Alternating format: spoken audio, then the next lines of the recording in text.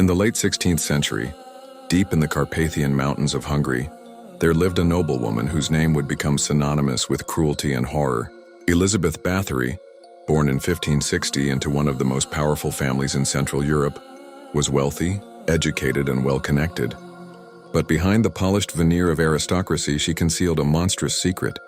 Báthory resided at Castle Sete, a cold and remote fortress in what is now Slovakia.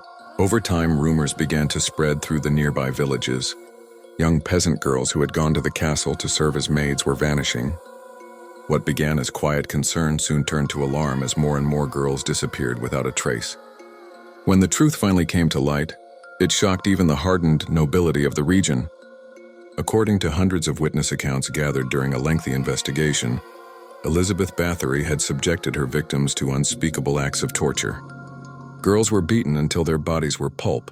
She reportedly drove needles beneath their fingernails, burned their flesh with hot irons, and even bit them, tearing away chunks of skin. Some victims were forced to eat their own flesh or were left naked in the snow to freeze to death.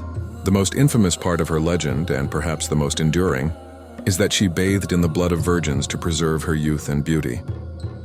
While there is no solid evidence this actually occurred, the tale took root in folklore and literature, helping to fuel the creation of vampire myths and, eventually, influencing Bram Stoker's Dracula.